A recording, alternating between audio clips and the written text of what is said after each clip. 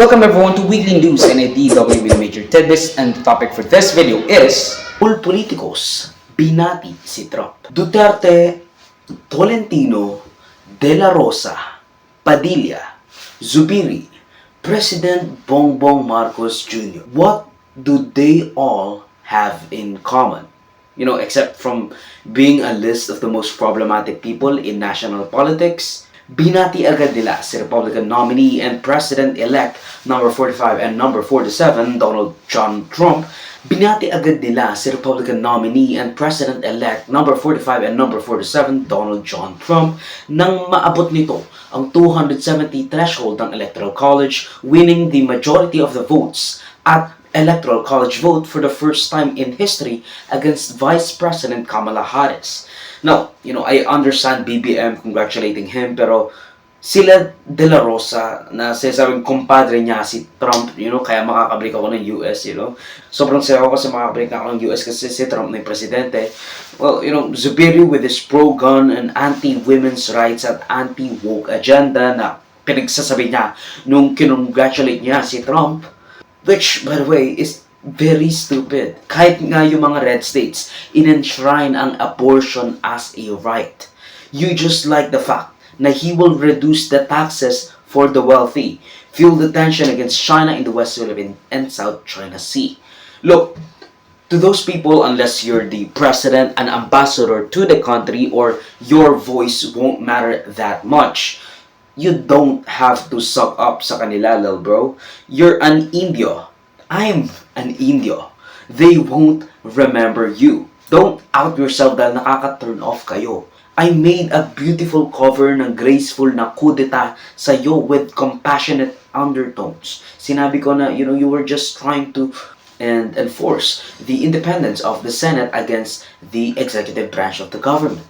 Sinabi mo, di ba, na merong powerful forces that there are powerful forces that be, and they forced you to resign. They left you no choice but to resign. And I kind of like that. I kind of respected that. I made a beautiful cover ng graceful na kudeta sa'yo with compassionate undertones. Tapos malalaman ko, you're a fucking MAGA conservative. Are you out of your mind? The people in Europe voted overwhelmingly, or if they were to vote in the US elections, voted overwhelmingly to Kamala Harris. Tapos ikaw kasi strongman ka and has bad mouth katulad ni Duterte. You see Duterte in Trump. The populist rhetoric, diba? Parang ang weird, napaka-conservative. Tas sure, okay ako sa conservatives. I'm not knocking them and I understand some of their views. Pero MAGA, if you're a MAGA, Make America Great Again, conservative with the red hat, with Trump in your fucking skull, you're cooked, bro.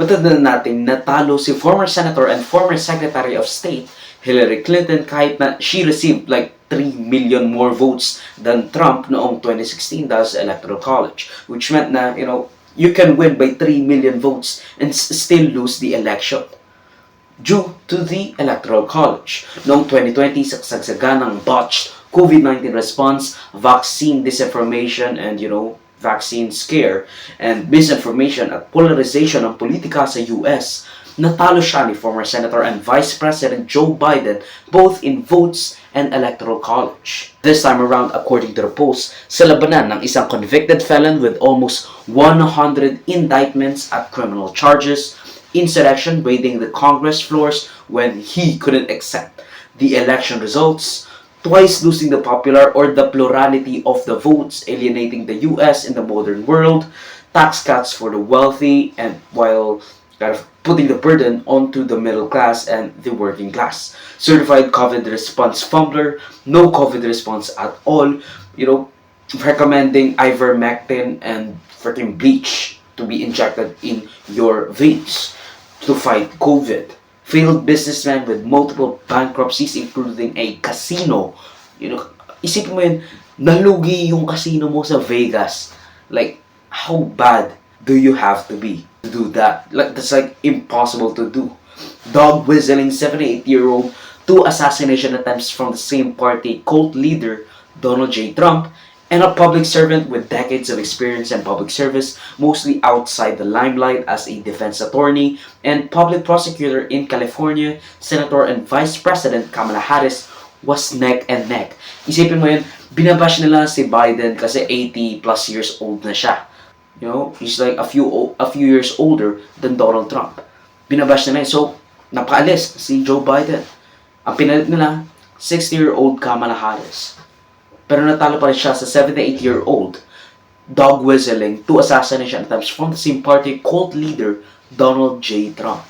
And it was neck and neck. I mean, parang it's so obvious naman na kung sino ang dapat iboto ng mga Amerikano, but, you know, all contraire, mon ami. It's obvious kung sino ang iboboto nila, pero not as close as the polls would have suggested dahil Trump won against Harris with the popular and electoral vote as he wins the crucial swing state of Pennsylvania, pushing him over the 270 vote threshold. Si Trump ay ang unang convict na presidente ng United States at dahil ang kanyang mga kaso ay nasa state level, baka hindi niya mapardon yung kanyang sarili, which could open up the whole can of worms dahil nga, you know, the president being in state jail sa Georgia dahil sa kanyang election interference case nang pinapahanap niya yung Secretary of State ng Georgia ng mahigit 11,000 votes para manalo siya sa eleksyon noong 2022 against Joe Biden.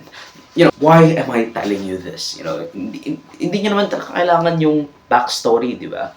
And, you know, I don't really know.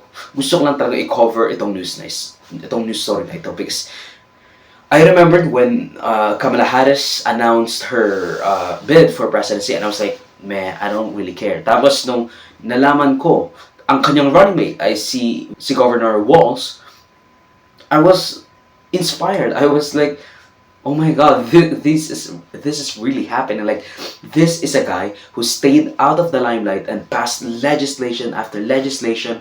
You know, freaking Bill Clinton without the sexual misconduct thing in his governorship in Minnesota. Anything, he should have run for presidency. But anyway, that's besides the point. Maybe they're too young para sa mga Amerikano. You know, they want someone with experience. You know, 78-year-old and 82-year-olds. Yun ang pwedeng, you know, pakakuha at malaman na talagang may experience sila. Hindi yung 60-year-old na buhay niya is nilaan niya sa pagsaserve sa public. But, you know, I don't really care. I don't really know why I covered this news at bakit ko ginagawa ito sa inyo. I have a lot of stuff to say kaso alam ko namang hindi kakayanin ang ating oras at let's be honest, the Filipino people do not care about the details. Siguro may target market of educated Filipino liberals or conservatives, even far lefts, may be interested, pero I don't have the audience for that just yet, you know. Pero itong tatandaan natin, abortion rights was in the ballots here. Dahil mukhang there's a chance na abortion may be outright banned. Pero malamang sa malamang, walang pakisi Trump siya. Like, he doesn't really have strong opinions sa abortion.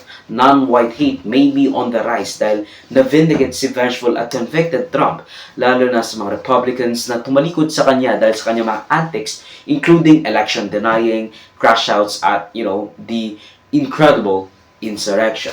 Tandaan natin na Trump fueled the flame sa discontent sa area of Palestine and Israel nang inilipat niya ang embassy ng United States to Israel sa Jerusalem na dapat walang may-aring bansa according to the treaty. Again, nasa Tel Aviv yung embassy ng United States and ng United States to Israel. And you know, it has been that way since Israel's conception in the border thing that, you know, anyway. Walang may-aring bansa sa Jerusalem, or at least that was supposed to be the case. Pero nung nirecognize ni Trump na ang Jerusalem ay ang capital ng US, everybody lost their shit.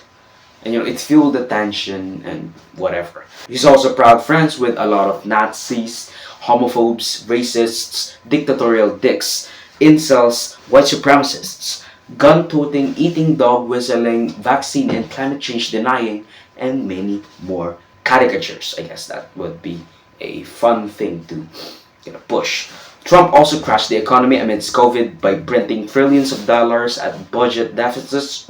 He inherited a growing and bloom economy under Obama. And he inherited a booming economy by Obama, but he crashed the economy amidst COVID-19 by printing trillions of dollars at budget deficits, replacing or outright removing Obamacare, mass deportation of illegal and maybe some legal immigrants, crashing the US economy, tariffs at fueling scandal, social, cultural, and racial hatred and divide in one of the most polarized election years since he first went down that escalator. Ang video clip na ito ay galing sa aking series na News and Worthy Recap. Check the entire video for the complete weekly news recap and subscribe to the channel to be kept up to date sa mga local at global news na I'll make sure would be interesting to you particularly.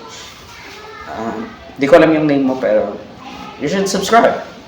You Muhammad Smith? I don't fucking know. John Smith? Salamat sa manunod mga kabayan. For me, like, subscribe, follow my links in socials and avoid. Choose it with the link down below.